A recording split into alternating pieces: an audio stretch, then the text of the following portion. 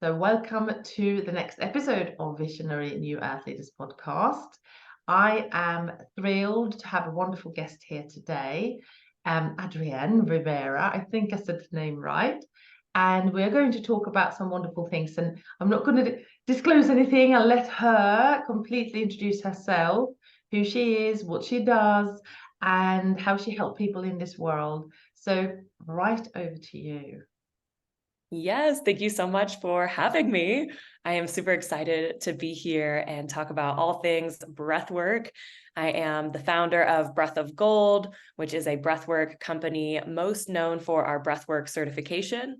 And our slogan is connecting to wealth and wisdom within. And I found breathwork about 5 years ago when I didn't even know that I needed breathwork. Like many of you might be listening, like, what is breathwork? Why do I need it? How can it help my life? And I was completely blown away. And I had this internal shift where I realized I thought everything I was looking for was outside of myself.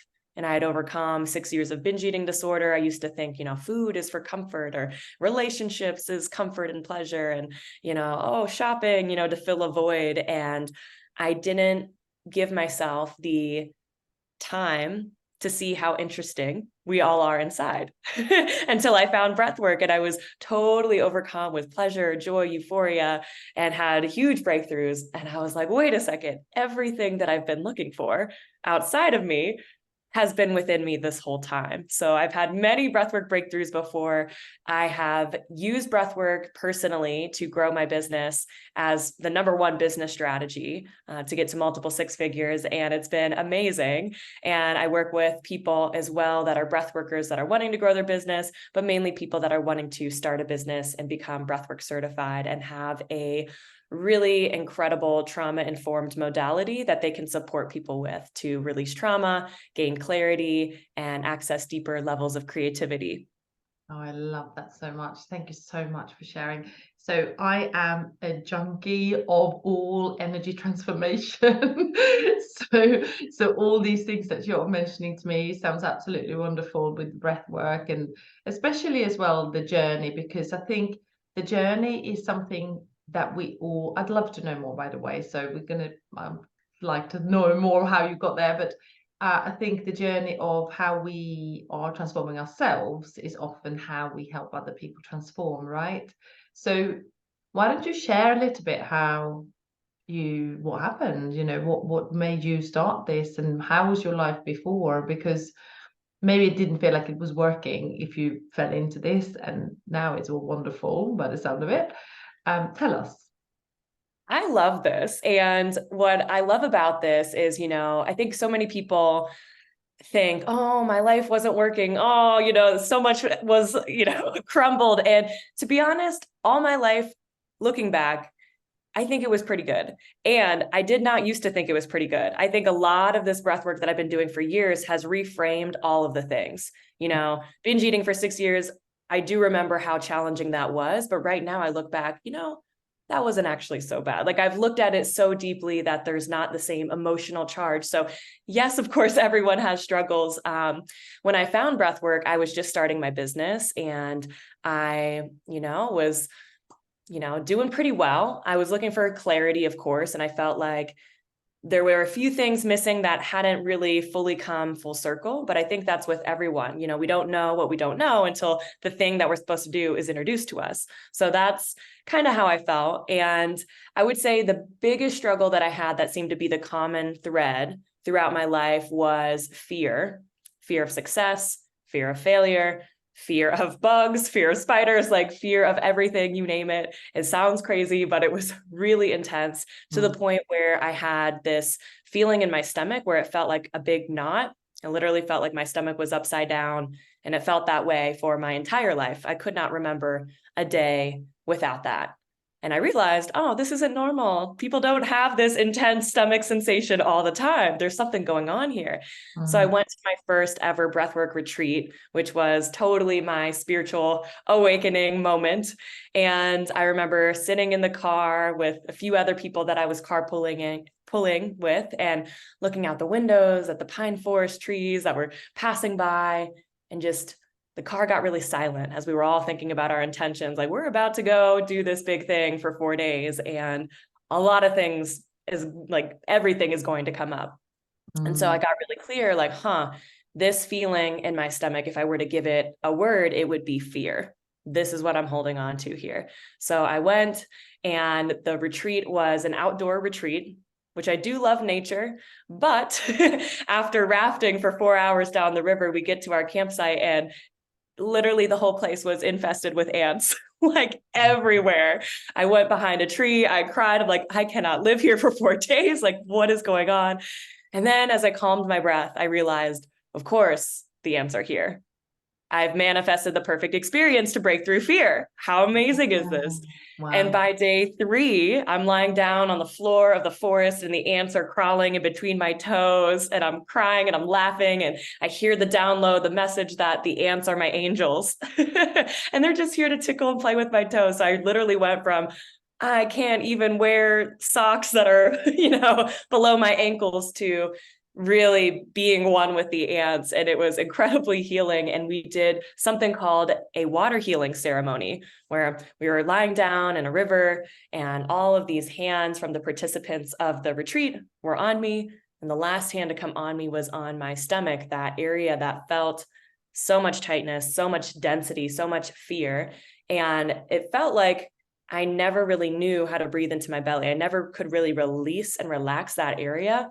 And so with that hand there, my belly automatically started pumping. My whole body started, having this process, this emotional release. I started hyperventilating. I started crying in the best way possible. Like, I needed that. And I literally felt like the pain in my stomach went all the way up into the sky and was gone. Wow. And I was like, this was crazy. This was crazy. I'm like, how? This is like something out of a movie or a book. I'm like, this is real life. This is amazing. So I did a breathwork session afterwards, and I was really trying to integrate it. I'm like, well, where did all that fear come from? Why did I have all this fear? And I instantly remembered a story that my mom told me, that when I was less than 1 year old, my older sister was screaming and crying in the basement. My mom was holding me, cradling me, rocking me, and, oh no, Elisa's screaming. I got to go down there. So she was running down the stairs and dropped me, and I broke my leg. And I don't remember that consciously, but the message in that breathwork session was like, those were my developmental years. Wouldn't it make sense that from one moment being so loved, so cradled, so nurtured, so held, and then boom, dropped, that there would be this split created in the psyche of like, oh, the world is not really safe, or like, oh, you can't really trust love, which would also explain the past relationship with food, which was, oh, you can't really trust people to like give you the comfort, but food is always there. Food can't hurt you. So yeah, all these little things like really made sense. And I was able to release so much of it. To this day, I have not felt the same pain in my stomach, and it's powerful. And I've gotten to now that I lead breathwork and also teach people to lead others in breathwork, I've seen my clients have similar transformations, as well as their clients. One of my clients, she had like 20 years of migraines. They're completely gone after like 2 months of breathwork. Wild, crazy. I had a client get to the root cause of an eating disorder that she's had for 30 years in just 1 hour. So it is like rapid quantum healing growth that happens. And most of the clients that I work with are entrepreneurs, most likely because I am also one. And so we get each other. And, I don't think that we really know all the things that could really be holding us back. And what I love about business is that it's a full-on self-development journey. You've got to be willing to live your life. You got to be willing to live it fully. You got to be willing to heal your family relationships. Yeah. You've got to be willing to put yourself out there, be willing to be rejected, be willing to fail, and to learn from everything along the way. So I think that breathwork is for everyone, because everyone has trauma. Everyone deserves to have clarity. But for entrepreneurs in particular, we cannot afford to not have breathwork. No, absolutely. And although I'm not full in on the breathwork all the time, I do other things. Like, I am always having energy clearings, healings, mentoring, coaching. somatic, because it's all somatic stuff. What I really like about the breath work and anything to do with releasing into the body, if you like, or out of the body, releasing it out of the body, so to speak, is because we come out of our head, right? And this is the most important thing, I think, to actually, you will agree with this as well, to actually let it go, actually release it, because we keep also so much in our mind and trying to understand so much, when actually, if we let go and let the body just release it and focus and drop into the heart, it's doing pretty well. Like, it's, you know, we can do this pretty well. What's your take on this? Because when you tell me all these things, what comes to me is that through the breath work, you release all the unresolved trauma that we can't really put our finger on. Maybe sometimes it will maybe come up then to the from the subconscious to the conscious mind, and then we are ready to heal it, right? Mm-hmm. Is that how you look at it? Yeah, so breathwork is definitely a somatic healing approach, and the wisdom of the body knows everything. Our mind protects us in many ways, and we repress certain memories. We can actually remember things incorrectly, having false memories. The mind is sometimes an illusion, but the body remembers. We say the body keeps the score. There's a book called The Body Keeps the Score. So I highly agree with that. And I've seen that many times with breath work, where we don't know what we're holding on to, and then the body helps us reveal that. And I love what you shared with, you know, doing your energy healings, doing your clearings and all of that. And what that made me think of is, you know, breath work is just so accessible, because all someone needs to do is find, you know, like a safe space, you know, either a group class or an online class, one-on-one session, find a breathwork class and breathe in a certain way for a certain amount of time, and then all the shifts happen. So for a lot of people, I'm pretty sure that they wouldn't feel comfortable or confident clearing their energy in any other way. Like, if I were to ask any of my clients, hey, do you feel confident that you could clear your energy right now? They'd be like, I can try. They wouldn't really know and feel confident. And that is in a way more advanced. Whereas if we just breathe in a certain way, the energy is in motion and it's moving. So something important to note is that usually when we say breath work, we're talking about modern day breath work. So this tends to be more of the naturally psychedelic breath work, the ones that are longer, the ones that are a little bit more emotionally intense and deep. And that was the first style of breath work that I found. And if it weren't for that, I probably wouldn't have known the power of it, because I was like, wow, this is unlike anything else. So powerful. And then there's also breathing techniques, which are very important for all humans and also entrepreneurs, because we can use breathwork techniques to activate our parasympathetic nervous system, to practice belly breathing, to reinforce proper breathing mechanics, to breathe more through the nose. And those are the more, you know, health beneficial styles of breath work that are derived from ancient pranayama practices, but they are a little less sexy than the big catharsis and the breakthrough. So, you know, a lot of people ask me the question, do you think that we need to prepare with like shorter breathwork techniques before we do this like big breathwork technique? And while a lot of people think that, you know, like baby steps preparing you, my thought process is that if we introduce something like very calming techniques, it may create a little bit of a shift, but not enough to really create a habit. Whereas if we have someone, of course, that is, you know, recommended for circular connected breath, doesn't have any of the contraindications, and they do breath work, then they're instantly sold on the power of breath work. And that's really the most important thing, because you've got to be so sold that this modality does something. And then later on, we can have these more subtle breathing techniques, because we believe in the breath, we know it can help us, and we, you know, turn to like the 5-minute breathing practices to clear anxiety, to clear energy, and all of that works really well. But if we don't know it's working and we don't really feel like 100% energetically aligned with it or connected to it, we're not going to build the habit. So some people have been practicing breathwork techniques for years, and they've never heard of, you know, more of the psychedelic styles of breathwork, like holotropic breathwork, circular connected 3-part. Those are the main ones that are designed to upregulate our nervous system and show us things from the subconscious in a new way. Mm. And if people have been loving the breathwork techniques, awesome, do it. But for me, when I first found pranayama, I'm like, I don't need this. This is kind of boring. It wasn't until I've had the bigger experiences that I've appreciated the smaller ones. Yeah, exactly. I think there is a moment for each one, right? There's a moment for I don't know if you've heard about the Osho meditations as well. They can be very have you done any of the Osho meditations? No. They are very cathartic, and you're moving the body, or you breathing in a specific way, all designed to release emotions, release trapped whatever things that you're working on. And it reminds me, when you talk about the breath work, it reminds me a little bit about the Osho, because I've done a lot of the Osho meditations and the Osho work.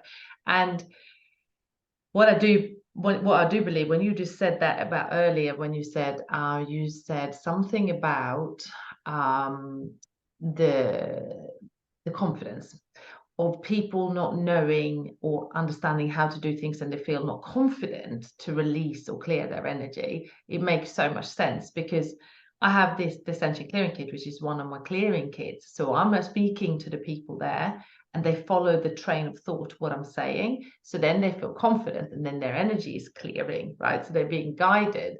So I think this got to do with being guided as well, isn't it? And having the right guidance, and allowing yourself to feel safe and relaxed in someone else's space, I so love that. that you can release the things that needs to be released. But I'm a little bit of a science freak as well. So tell me more, because I'm not an expert in breath work, so I don't know.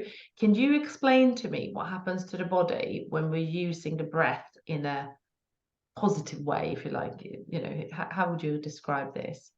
Yes, I Yeah. love this. And I would love to also use this as a teaching opportunity for how do we breathe normally? And Yeah. then go into the science of breath. So most people are chronically shallowly breathing, and they are breathing too shallow throughout the day, which tells the body, we need to be in a sympathetic nervous system state, fight or flight. And when we're sitting on the couch or typing emails, we don't need to be in that state.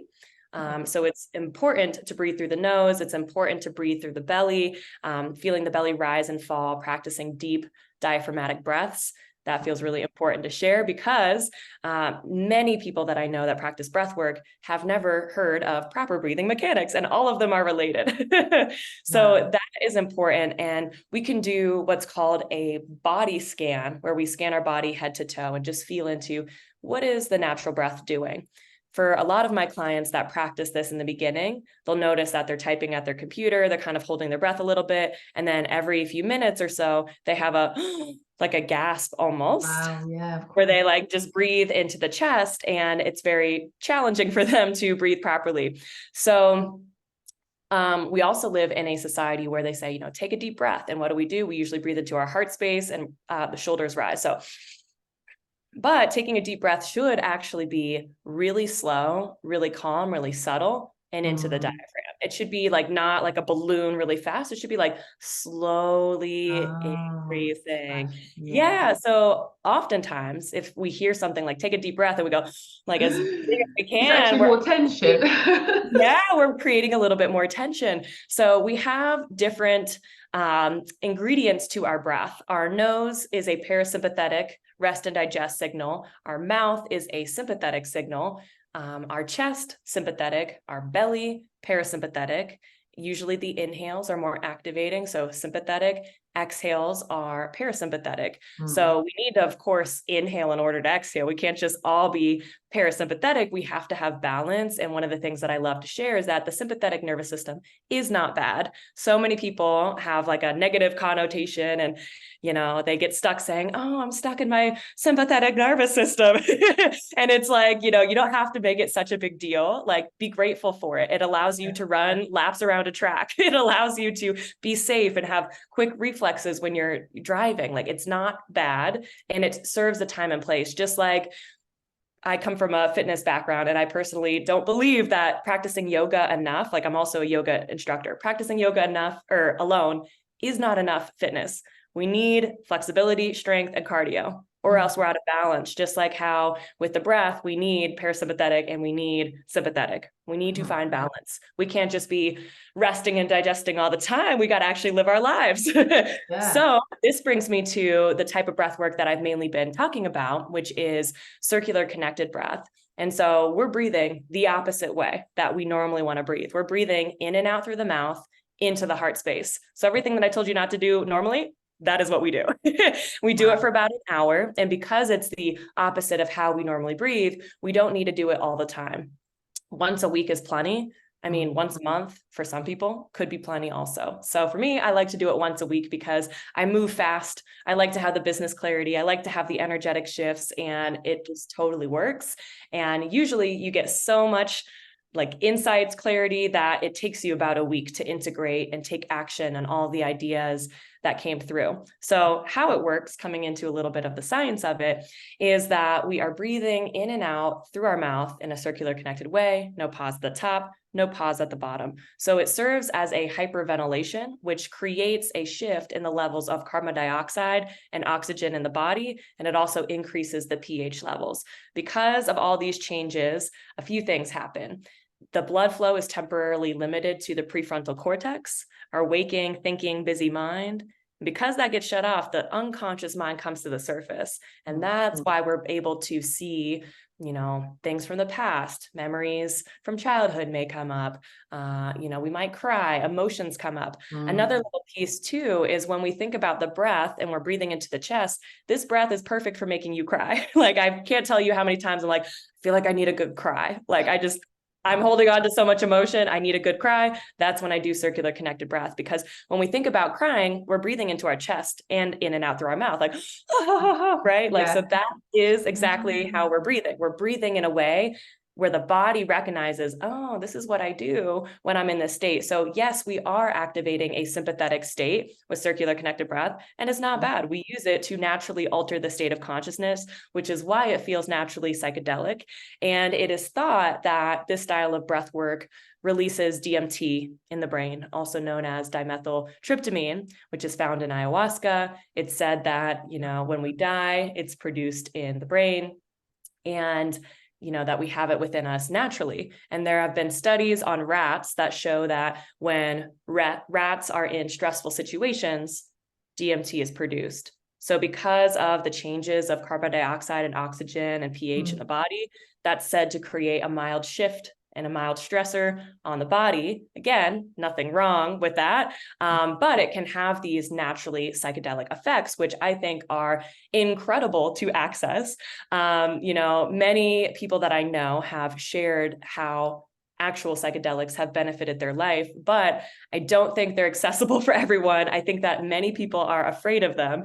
And I think that it can not be a sustainable approach to spiritual growth, because, if you stay up for 14 hours because you're on a psychedelic drug, then, your whole routine is kind of out of whack. And so I love that we can have an hour of breath work, have all of the emotional release, the psychedelic release, all the things naturally. And then you can still sleep like a baby, wake up at your normal time, and have a normal rest of your day. Now, sometimes if you're newer to breath work, it can feel like a little bit of an emotional hangover the next day if you're kind of like, ooh, you let go of so much. And that's a good time to just relax with our bodies and slow down a little bit and honor those emotions if our body's asking for a little bit more spaciousness and a little bit more of a recovery period. But most of the time, there's not a lot of effects the day after. You're good to go. And it's, quick in and out, an hour. Yes, maybe not quick, but compared to a psychedelic journey, very quick. An hour is perfect. I take that today. And another thing that I'll share too is, when we talk about breathing techniques, most of the breathing techniques that exist, especially from ancient pranayamas, are done through the nose, and with the intention of down regulating the nervous system, activating our parasympathetic. And, there's a lot of benefits for this because most people are chronically mouth breathing. Again, we can use it for an hour a week, get to those active creative states. But if we're doing it all the time, we're actually hindering our health. Just like running, you don't want to do sprints every day. You want to have recovery days. You want to Mm, jog, you mm. want to hike, you want to do some hills, you want to switch it up. If you were sprinting all the time, you would definitely get injured, just like if you were mouth breathing all the time. So we want to have those proper breathing mechanics. And what I love about some of the breathing techniques that are out there, such as 4-8 breath, it allows us to increase our carbon dioxide tolerance in the body. And so Mm. another little fun science thing is that when we feel air hunger, this urge to breathe, it actually comes from feeling an uncomfortable amount of CO2 in the body. We don't Mm. actually need more oxygen. The oxygen levels take a very long time to lower down. We're good. So I'm actually doing singing lessons right now. And one of the things that we're doing, she's like, oh yeah, like you practice breath work, you're going to crush this. Turns out 4-8 breathing is pretty beginner compared to what singers do, because she has me breathing in for 8, out for 30 seconds, 10 times. So that's challenging. That's And when I first challenging. started that, yeah, when I first started that in the beginning, it's like those last 10 seconds, my brain was totally like, you have to breathe, take a breath, you're going to die. Like anxiety. And she's like, good, that's the point. Teach your brain to be calm in the state of chaos. And Right. whenever chaos is around you, you'll be calm. Yeah, exactly. Yeah. So it's No, brain it's training. okay. You're panicking for no reason. It's going to be okay. So, have I understood it right here that we're meant to breathe through our nose throughout the day into our diaphragm and, have this type of like relaxed, deep breathing throughout the day, even when we're typing away and working. And then we do this circular breathing with the mouth in and out to release trauma and to release things, to actually almost like psychedelically, tap into these places where we can release things. Is that right? Yes, that is correct. And assuming that the person doesn't have any contraindications or major health issues that Sure. would make them not a candidate for circular connected breath. But for the normal, average, healthy, adult, you are correct. Yes. Yeah, lovely. And then, so we could do that for the breath work. Do you also do breath work sessions with the smaller sessions where you breathe through the nose and kind of just encourage this more calm breathing to, yeah, yeah? Yeah. Yeah, for sure. Cool. So I have clients that I work with that are usually very overworked and very stressed. And I send them like 5 minutes down regulating, parasympathetic activating sessions that are just 5 minutes, get them to feel calm. And Mm. sometimes ideas might come through because it is a little bit meditative, but it's more just to relax the body. That's more of the purpose of it. But after you kind of learn all the things that there are about the breath, which I teach in my certification and other courses as well, you don't really need to have a daily breathwork practice, in my opinion, because you can be so tapped in with the breath that you just know, oh, I'm breathing a little bit too shallow. That means I'm a little stressed right now. What do I Yeah, need to change in my environment to shift yeah, this? yeah. Or do I need to pull away and just breathe a few deep breaths that are, slow in and out through the nose, feeling the belly, doing deep breaths correctly? So, driving is a great time to practice conscious awareness of breathing. I personally don't have a breathwork practice that I do every day.